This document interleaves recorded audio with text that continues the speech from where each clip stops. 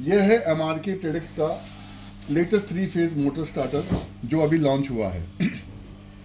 ये model total digital है जैसा कि आप देख सकते हैं, और कंपनी ने इसको अपने 20 वर्ष के अनुभव के से 2 वैरायटी में इसको तैयार किया है। एक है ये जो MRX HD 04 और ये है MRX HD 05। इन दोनों में क्या फ़र्क है इसको हम आगे एक एक करके समझेंगे। हम आपको एक एक करके दोनों मॉडल की जानकारी देते हैं। यह है MRX HD 04। ये 3 फेज ड्यूअल स्टार्टर 15 HP तक के सबमर्सिबल पंप के साथ उपयोग के लिए बेस्ट है। अपने 20 वर्ष के वर्किंग एक्सपीरियंस से बनाया गया एक अद्भुत मॉडल है।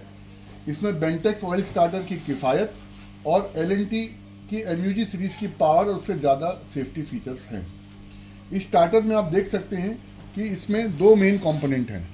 एक कंपोनेंट है इसका वो ये कॉन्टैक्टर, और दूसरा कंपोनेंट है वो है ये बंद करना। वहीं से स्टार्ट कर रहे हैं ना, यहाँ तक है ना।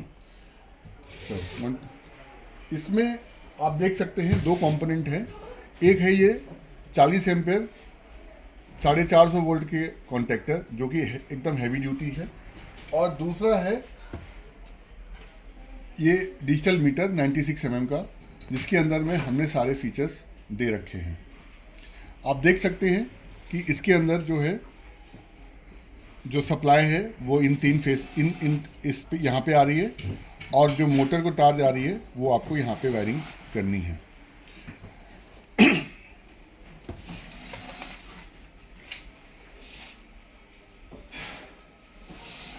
अब हम इस मीटर की खासियत के बारे में बात करते हैं। आप देख सकते हैं इसके ऊपर सबसे ऊपर वाले हिस्से में जो डिस्प्ले है ये वोल्टेज की डिस्प्ले है, और जो सप्लाई आ रही है उसको वो हर फेज़ को एक एक बार रीड करके R, Y और B के फेज़ को यहाँ पे बता रहा है। इसके नीचे में जो है ये आपका एम्पियर मीटर और टाइमर की डिस्प्ले को ये यहाँ पे बताएगा। इस मीटर की और भी कई सारी खासियतें हैं, जैसे कि इसके अंदर आप एक टाइमर सेट कर सकते हो, और टाइमर को मिनट के हिसाब से आप सेट करने की बता सकते हो। उसके अलावा इसके अंदर एक आवर मीटर है जो कि और अन्य किसी पैनल में आज तक साथ में नहीं आता, और ये पहला ऐसा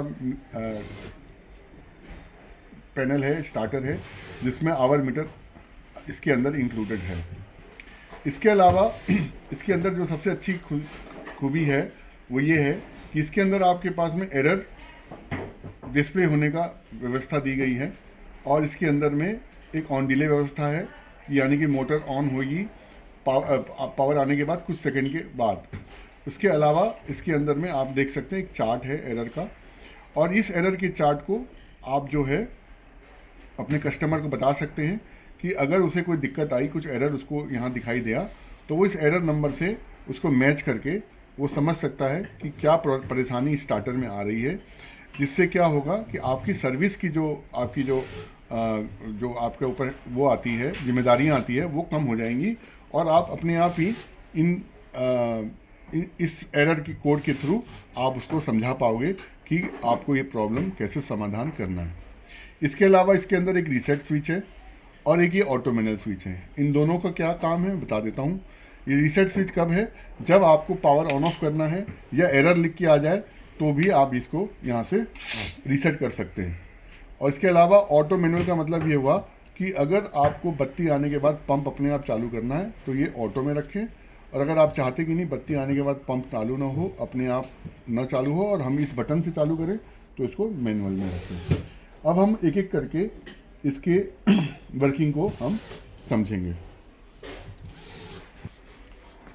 अब हम चलते हैं पहले एरर की तरफ। आपने पैनल को सप्लाई दी, और सप्लाई देने के बाद अगर आपको ये एरर दिखाई दे रहा है ER1, तो ER1 का मतलब है फेज़ मिसमैच, यानी कि आपकी जो फेज़ की सप्लाई है ये अभी हमारे पंप के फेज़ सीक्वेंस से मैच नहीं करती है। तो इसमें कोई घबराने की बात नहीं है, आपको कुछ नहीं करना है। यहाँ पे जो L1 की तार है वो पलट के L3 में डालनी है, और L3 की तार को L1 में डालना है, तो ये एरर अपने आप सॉल्व हो जाएगा और ये पैनल चालू हो जाएगा। जब तक आप इस एरर को सॉल्व नहीं करेंगे पंप आपका चालू नहीं होगा, क्योंकि ये सप्लाई आगे देगा नहीं।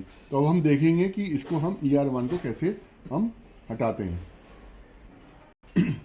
अब आप देख सकते हैं कि हमने L1 की तार को L3 में, L3 की तार को L1 में लगा दिया और हमने फिर से सप्लाई दी, तो अब यहाँ पे ER1 शो नहीं हो रहा है। और ये चूँकि मैनुअल में है मोड में, तो ये अभी अपने आप से स्टार्ट नहीं हो रहा। अगर हम चाहें तो यहाँ से हम स्टार्ट करके देख सकते हैं, अब कोई एरर नहीं आएगा और यहाँ पे एम्पियर अपने आप आ जाएगा। तो इस तरीके से ER1 जो है आपका, वो एरर अगर आता है तो आपको क्या करना है ये आपको अब पता चल गया। अब इसके पे चलते हैं दूसरे एरर पे। ये एरर 2 जब आएगा, जब चलते चलते या आप सप्लाई देने से पहले ही अगर आपके पास तीनों में से कोई एक फेस गायब हो जाता है तो वो एरर 2 आएगा। अब उसे हम देखते हैं। अब हम देखते हैं कि एरर 2 कैसे होगा।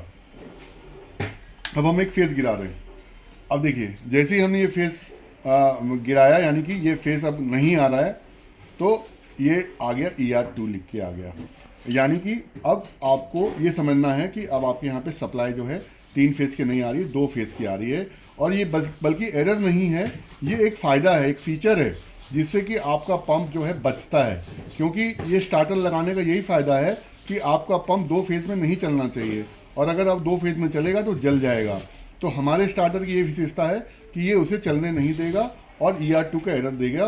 और ER2 का सॉल्व करने का तरीका ये है कि आप वेट करो, और जैसे ही फेज़ वापस आएगा ये अपने आप ही ER2 एरर चला जाएगा, और अब आप वापस इस पंप को स्टार्ट कर सकते हैं। हाँ, एक बिट बताना ज़रूरी है कि जब भी कोई ऐसा एरर आए तो जब तक आप इसको रीसेट नहीं करेंगे तब तक ये पंप वापस नहीं चालू होगा।